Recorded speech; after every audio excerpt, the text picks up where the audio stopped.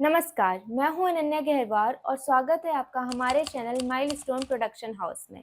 तो आज हम भारतीय उद्योग के एक दिग्गज तथा दूरदर्शी नेता रतन टाटा जी के बारे में चर्चा करेंगे, जिन्होंने ग्लोबल बिजनेस लैंडस्केप पर एक अमिट छाप छोड़ी है। उनका जीवन सपनों की शक्ति, नवीनता की भावना और सामाजिक जिम्मेदारी के प्रति अटूट प्रतिबद्धता का प्रमाण है।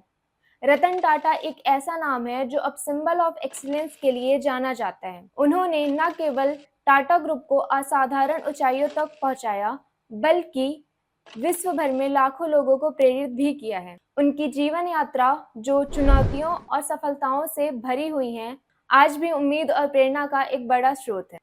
आने वाली पीढ़ियों के लिए उनका जीवन एक प्रेरणादायक कहानी है, जिससे सभी सीख सकते हैं। रतन टाटा जी का पूरा नाम नवल रतन टाटा है। वे भारत के सबसे सम्मानित और प्रतिष्ठित उद्योगपतियों में से एक माने जाते हैं। उनका जीवन सफलता, दृढ़ संकल्प और मानवता की एक मिसाल है। उनके योगदान के कारण उन्हें एक आइडियल लीडर और पेट्रियट के रूप में देखा जाता है। तो आइए इस वीडियो में हम उनके बारे में कुछ इंटरेस्टिंग बातों पर ध्यान देंगे। तो अब हम बात करेंगे उनके जन्म और प्रारंभिक जीवन के बारे में। तो रतन टाटा जी का जन्म 28 दिसंबर 1937 को मुंबई, महाराष्ट्र में हुआ था। वे प्रसिद्ध टाटा परिवार से ताल्लुक रखते थे। उनके पिता नवल टाटा थे, जो कि जमशेदजी टाटा के वंशज थे। हालांकि उनके माता पिता का तलाक तब हो गया था जब वे काफी छोटे थे। वे अपनी दादी के साथ पले बढ़े और उन्होंने ही उनका पालन पोषण भी किया। रतन टाटा की शुरुआती शिक्षा मुंबई के कैथेड्रल और जॉन कॉनन स्कूल से हुई थी। इसके बाद उन्होंने अमेरिका के कार्नेल विश्वविद्यालय से आर्किटेक्चर एंड स्ट्रक्चरल इंजीनियरिंग की डिग्री प्राप्त की। उन्होंने हार्वर्ड बिजनेस स्कूल से मैनेजमेंट की भी पढ़ाई की हुई थी। तो अब बात करते हैं उनके करियर की शुरुआत के बारे में। तो रतन टाटा जी ने अपने करियर की शुरुआत 1961 में टाटा स्टील के साथ की। उन्हें टाटा स्टील के 100 फ्लोर पर भेजा गया, जहां उन्होंने काफी हार्ड वर्क किया और जमीनी स्तर पर काम सीखा। यह एक बड़ी बात थी कि एक हाई पोजीशंस पे होने के बावजूद उन्होंने वर्कर के साथ मिलकर काम करना सीखा। उन्होंने धीरे धीरे कंपनी में अपनी पकड़ मजबूत की और 1971 में नेशनल रेडियो और इलेक्ट्रॉनिक्स नेल्को के इंचार्ज बने। उन्होंने इस कंपनी को एक नए सिरे से खड़ा किया और इसे बेहतर स्थिति में लाने में एक महत्वपूर्ण भूमिका निभाई। तो अब बात करेंगे टाटा ग्रुप के नेतृत्व के बारे में। रतन टाटा को 1991 में टाटा ग्रुप का चेयरमैन नियुक्त किया गया। टाटा ग्रुप और उनके लीडरशिप में न केवल भारत बल्कि विश्व भर में अपनी पहचान बनाने में सफल रहे। रतन टाटा के समय में टाटा ग्रुप ने कई बड़े और अहम कंपनियों को खरीदा, जिनमें टेडली 2000 में, कोरस 2007 में, जगुआर लैंडस्वर्थ 2008 में और टाटा मोटर्स की अत्यधिक चर्चित टाटा नैनो भी शामिल रहे। इन खरीदारियों के बाद टाटा ग्रुप का नाम और भी मजबूत और बड़ा बन गया। उन्होंने टाटा ग्रुप को एक ग्लोबल आइडेंटिटी दिलाई और इसका विस्तार विभिन्न क्षेत्रों में किया। रतन टाटा के नेतृत्व में टाटा मोटर्स ने इंडिका और नैनो जैसी कार बनाई, जिसने भारत में एक बड़ी सफलता रही। टाटा नैनो की दुनिया की सबसे सस्ती कार बनाने के उनके सपने ने देश भर में और दुनिया भर में उन्हें प्रशंसा दिलाई है।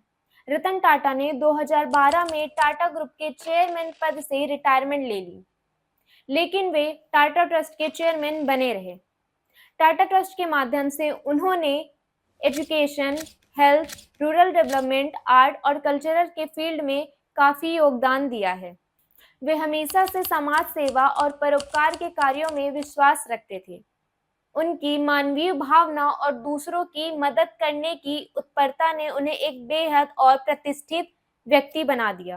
तो अब बात करते हैं उनके व्यक्तिगत जीवन और मानवीय दृष्टिकोण के बारे में। रतन टाटा का जीवन सादगी और विनम्रता का एक जीता जागता उदाहरण है। उन्होंने हमेशा एक बेहद सरल और समान जीवन जिया, जिसमें भव्यता और दिखावे की कोई जगह नहीं थी। वे अपने एम्प्लॉयज के लिए काफी पोलाइट थे और उनके विकास को हमेशा प्राथमिकता दी। वे हमेशा अपने एम्प्लॉयज की समस्याओं को समझते और उनका समाधान निकालने में उनकी मदद करते। यह उनका वही मानवीय दृष्टिकोण था जिसने उन्हें न केवल भारत में बल्कि विश्व भर में उन्हें प्रशंसा और सम्मान दिलाया है। तो अब बात करेंगे उन्हें दिए गए सम्मान और पुरस्कार के बारे में। रतन टाटा को उनके अद्वितीय योगदान के लिए कई नेशनल और इंटरनेशनल अवार्ड से उन्हें सम्मानित किया गया।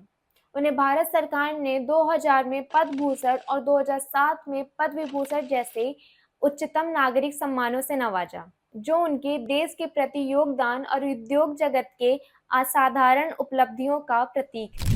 इनके अलावा रतन टाटा को कई इंटरनेशनल अवार्ड से भी सम्मानित किया गया। जीतने का एकमात्र तरीका है हारने से ना डरे। रतन टाटा के इस वाक्यांश में गहरी जीवन दर्शन की भावना झलकती है। यह एक साधारण वाक्य नहीं है, बल्कि यह जीवन के हर एक पहलू को छूता है। जैसे कि जब वे कहते हैं कि हार से डरने की जरूरत नहीं है, इसका यह अर्थ नहीं है कि हमें अपने जीवन में असफलता का सामना नहीं करना पड़ेगा, बल्कि इसका यह अर्थ है कि असफलता जीवन का एक अनिवार्य हिस्सा है। हर हार में एक सीख छुपी होती है और हर गिरावट में एक उठने का साहस मिलता है। रतन टाटा का जीवन भी इस विचार का साक्षात उदाहरण है।